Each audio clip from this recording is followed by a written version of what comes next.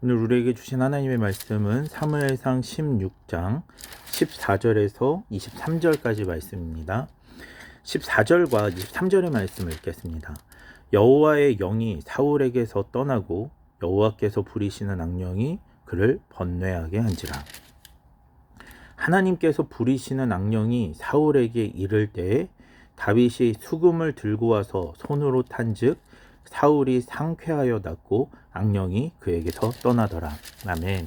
오늘의 본문의 말씀은 하나님의 영이 떠난 사울과 하나님이 함께 하시는 다윗을 극명하게 대비시키며 보여줍니다. 하나님의 사람이라고 한다면 왜 성령으로 충만해야 하는지, 그리고 그가 성령으로 충만할 때 어떠한 일이 일어나는지, 그리고 그 성령으로 충만함으로 나라를 다스리고 가정을 다스리고 교회를 다스리며 그의 삶의 터전을 다스려야 하는 이유에 대해서 분명하게 설명하고 있습니다. 먼저 사울에 대해서 설명하며 이렇게 이야기합니다. 여호와의 영이 사울에게서 떠났다. 여호와께서 부리시는 악령이 그를 번뇌하게 했다라고 이야기합니다. 하나님의 영이 떠나자 하나님의 영이 떠난 그 자리에 여호와께서 부리시는 악령이 들어왔다고 얘기합니다. 그리고 그 악령으로 말미암아 그가 번뇌하게 되었는데, 여기서 번뇌하다는 말, 바아트라는 말은요, 두렵게 하다, 갑자기 사람을 마주치다라고 하는 의미를 가지고 있습니다. 어떠한 상황과 어떠한 어려움의 형편 속에서 갑자기 두려움을 느끼게 되는 거예요. 제가 이렇게 운전을 하고 가고 있었는데 제 옆에서 오토바이가 부웅 하고 소리를 내면서 지나가는데 너무 깜짝 놀란 적이 있습니다. 그 오토바이가 혹시 나를 친 것은 아닌가? 그 오토바이로 말미암아 무언가 사고가 난 것은 아닌가라고 하는 갑작스러운 두려움이 돌아와서 제가 아이고 깜짝이야 한 적이 있는데요. 오늘 본문의 말씀은 악령이 부웅 소리를 냈는데 그 부웅 소리를 낸 악령으로 말미암아 사울이 급작스러운 두려움을 느끼게 된 것을 의미하게 됩니다. 그리고 이 급작스러운 그 두려움으로 말미암아 사울은 숨을 제대로 쉬지 못하는 공황장애와 같은 상황에 이르게 되고 심한 우울증과 어려움들을 겪게 됩니다. 하나님의 영이 떠나고 나니까 그 안에 평강과 평안이 사라지게 되었다라는 거예요. 하나님의 은혜와 보호가 사라지게 되었다라는 거예요. 그런데 그가 어떻게 그 하나님의 은혜와 보호를 회복하게 되었느냐?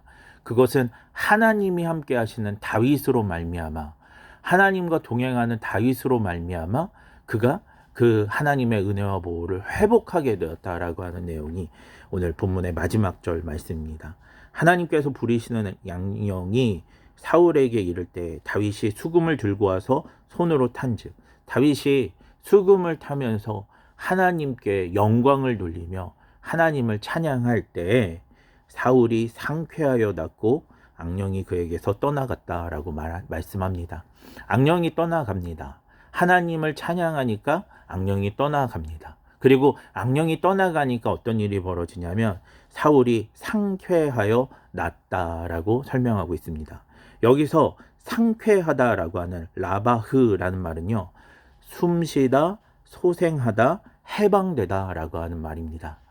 그 전에 너무나 놀라고 두려워서 숨도 제대로 쉬지 못하는 두려움과 우울감, 공황장애에 빠졌던 그 사울이 다윗이 하나님을 찬양하니까 하나님의 영광이, 그리고 하나님의 임재가 회복되니까 어떤 일이 벌어지냐면 다시 숨 쉴 수 있게 됩니다.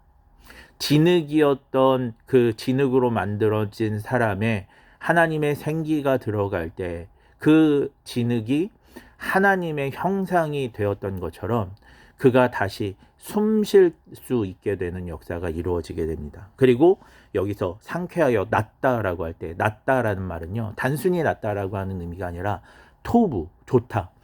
하나님이 세상을 만드시고 하나님이 보시니 좋았더라라고 할 때 그 좋았더라의 토부입니다. 다시 말하면 하나님이 인간을 하나님의 형상으로 만드시고 하나님의 자녀로 삼아주시고 하나님의 보호와 인도하심을 허락해 주시기 위해서 만드시고 그것을 좋게 여기셨는데, 그러한 하나님이 좋게 여기신 그 하나님의 형상인 상태가 회복되었다라고 하는 의미로 해석할 수 있습니다. 오늘 이 말씀을 통해서 하나님의 영이 떠나면 우리가 불행해질 수밖에 없지만 하나님이 영이 함께 하시면 하나님의 평강과 은혜를 경험하게 되고 그 평강과 은혜를 나만 경험하는 것이 아니라 이처럼 악한 영이 역사하는 곳, 그리고 악한 영이 그렇게 괴롭히는 그곳에 하나님의 영과 하나님의 은혜와 하나님의 역사가 그렇게 회복되게 만드는 그러한 일들이 오늘 다윗을 통해서 이루어졌음을 오늘 말씀을 통해서